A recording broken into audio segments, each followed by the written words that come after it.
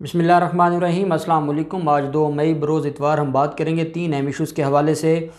एक तो जैसा कि आप जानते हैं एहसन इकबाल जो अपने आप को अरस्तू समझता है और नून लीग वाले भी उसको अरस्तू समझते हैं, वो इंतहाई ज़लील हो गया और उसकी नालायकी और जहालत का भांडा फूट गया। वो डिटेल्स मैं आपके साथ शेयर करूँगा।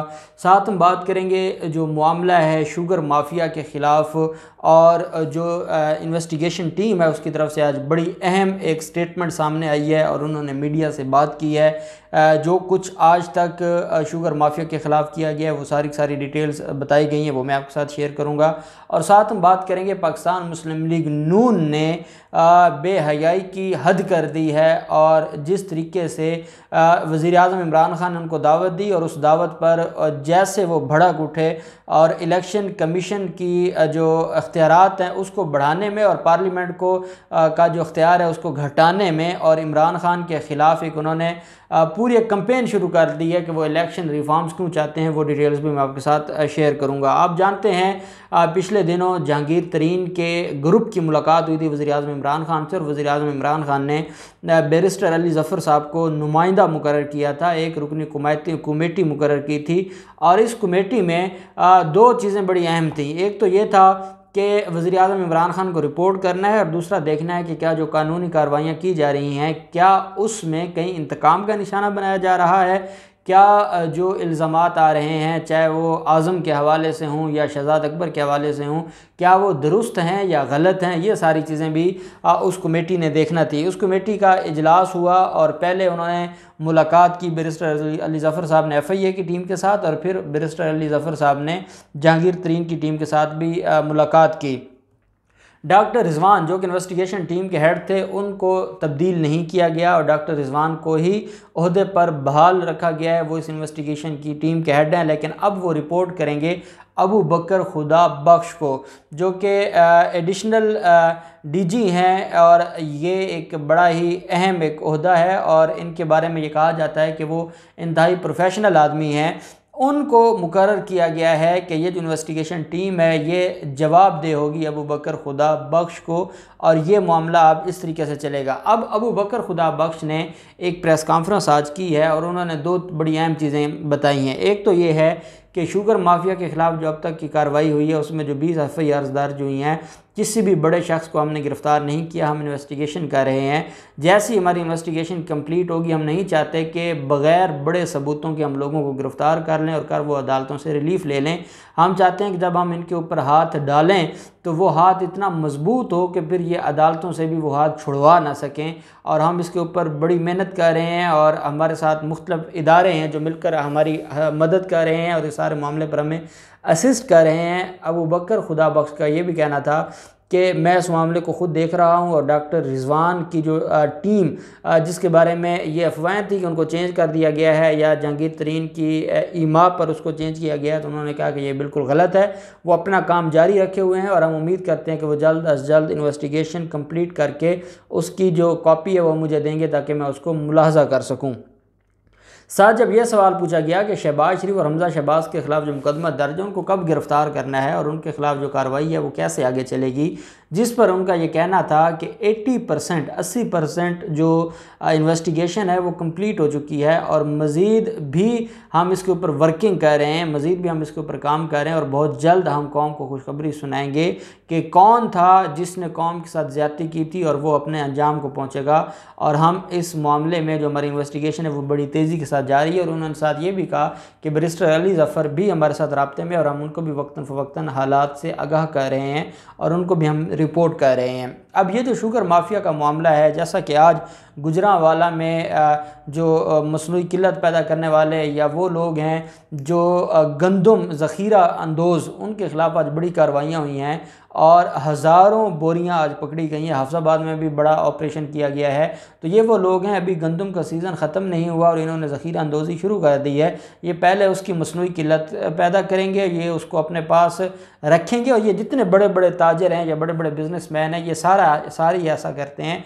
ये हज़ारों की तादाद में बोरियां अपने गोदामों में रखते हैं। उसके बाद जब 2 माह बाद, 3 माह बाद, 4 माह बाद जब गंदम की किल्लत शुरू हो जाती है तो फिर ये मार्केट में ले आते हैं और इतना ज़्यादा नफ़ा कमाते हैं, करोड़ों रुपए इनका नफ़ा होता है तो अब इनके ख़िलाफ़ पंजाब हुकूमत ने ये एक्शन लेना शुरू कर दिया। पहले इस तरह नहीं होता था, और पहले जो हुकूमतें थीं, क्योंकि वो ताजर बरादरी के साथ उनका बड़ा एक गठजोड़ होता था, चाहे इनको बाहर से मंगवानी पड़ती थी गंदम, लेकिन ये इनकी जो बोरियां इन्होंने गोदामों में छुपा के रखी होती थी, उनको हाथ नहीं लगाते थे। लेकिन अब पंजाब हुकूमत इस पर काम कर रही है और ये बड़ा खुशाइंद है। फिर आप देखते हैं वज़ीर आज़म इमरान खान ने कल बेसिकली एक इजलास हुआ।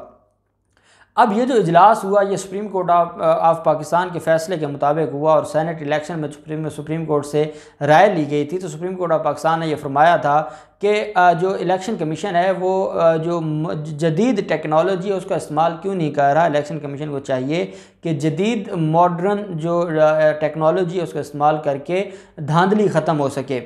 इस पर इलेक्शन कमीशन ने यह कहा था कि हम अभी तो सेनेट के इलेक्शन होने देंगे, क्योंकि पैसे तकसीम हो चुके थे और जो इलेक्शन ने अपने पैसे भी हलाल करने थे। तो वो क्या उन्होंने कहा जी अभी हम इस इलेक्शन पे ये नहीं हो सकता, अगले इलेक्शन के लिए हम ये सारा मामला करेंगे।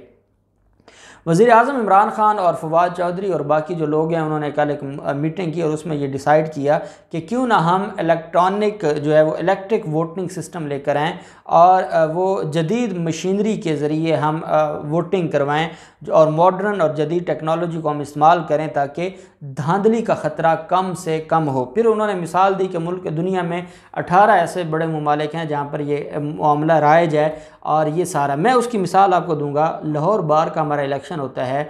लाहौर बार के इसको एशिया की सबसे बड़ी बार कहा जाता है, और 15 से 20 हज़ार वोट्स हैं लाहौर बार के।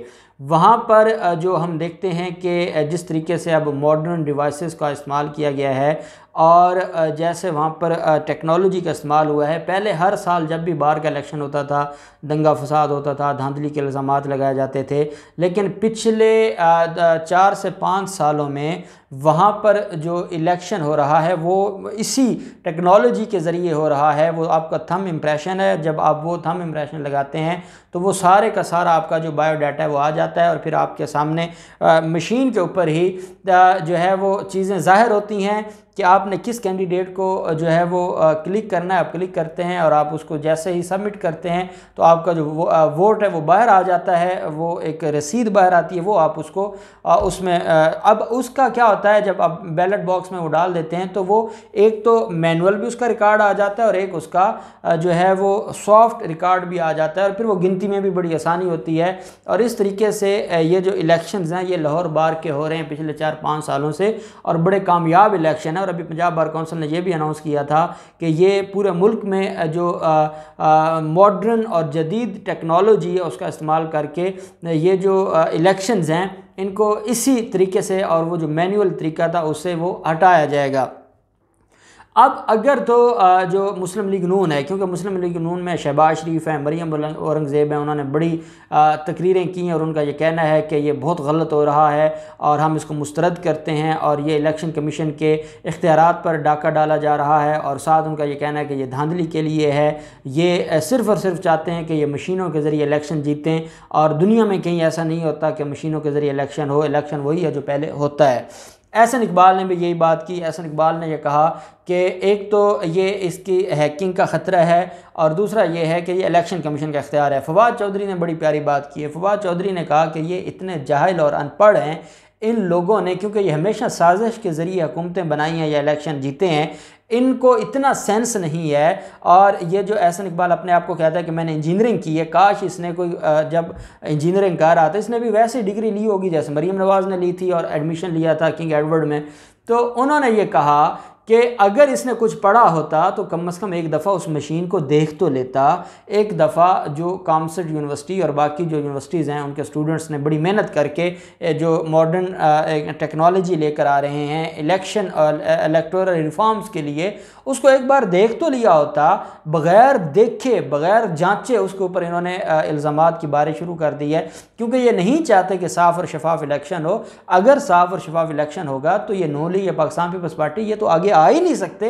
ये तो जो है वो धन धौंस धांधली के ज़रिए आने वाले लोग हैं। साथ उन्होंने ये कहा कि इन अक्ल के अंधों से कोई पूछे कि क्या कानून साजी करना या कानून बनाना अब ये क्या इलेक्शन कमीशन का काम है। इलेक्शन कमीशन ने अगर इलेक्टोरल रिफॉर्म्स करनी है या उन्होंने इसके ऊपर कानून साजी करनी है तो फिर ये आप पार्लियामेंट में क्या लेने आते हैं। फिर पार्लियामेंट में आप जो है वो सिर्फ टीए लेने आते हैं, तनख्वाहें लेने आते हैं, आप पार्लियामेंट का फ्लोर इस्तेमाल करते हैं अपने क्राइम्स को बचाने के लिए। अगर ये काम भी आपने दे देना है इलेक्शन कमीशन को, देखें जब तक इलेक्शन एक्ट में तब्दीली नहीं होगी तो तब तक तो ये मामला हल नहीं होगा। अब वो अमेंडमेंट कौन लेके आ सकता है? पार्लियामेंट लेके आएगी। ये इतने नॉनसेंस लोग हैं कि जो अपनी इनकी पावर्स हैं वो ये उठा के देना चाहते हैं इलेक्शन कमीशन को। क्यों देना चाहते हैं? वहाँ उनका अपना इलेक्शन कमिश्नर बैठा है जो एक दिन में जो है वो मरीम नवाज़ के हुक्म पर या धमकी पर फैसले भी देते हैं और स्टे भी मिलते हैं और सारा कुछ होता है। ये चाहते हैं जो भी करे ये इलेक्शन कमीशन करे, और क्योंकि ये इलेक्शन कमीशन इनको वारा खाता है, ये नहीं चाहते कि कोई भी ऐसा ज़रिया आए जिसके ज़रिए इनका जो धौंस धांधली का जो कल्चर है वो ख़त्म हो, और ये उस पर डट गए हैं। लेकिन एहसन इकबाल की जहालत तो पूरी कौम के सामने आ ही गई है। पूरी नून लीग ही एक इनका जो है ये एक बात पर कायम है और वो जहालत है, और ये इस वजह से नहीं चाहते कि रिफॉर्म्स हों। लेकिन इमरान खान को कोशिश करना होगी, जब तक रिफॉर्म्स नहीं होंगी इमरान खान कामयाब नहीं हो सकता। यही धांधली वाले लोग ही कामयाब होंगे। अब देखते हैं ये मामला कहाँ जाता है। जो भी डिटेल्स होंगी हम आपके साथ शेयर करते रहेंगे। अल्लाह पाक पाकिस्तान का मुनासिर हो। बहुत शुक्रिया। अल्लाह हाफ़िज़। पाकिस्तान जिंदाबाद।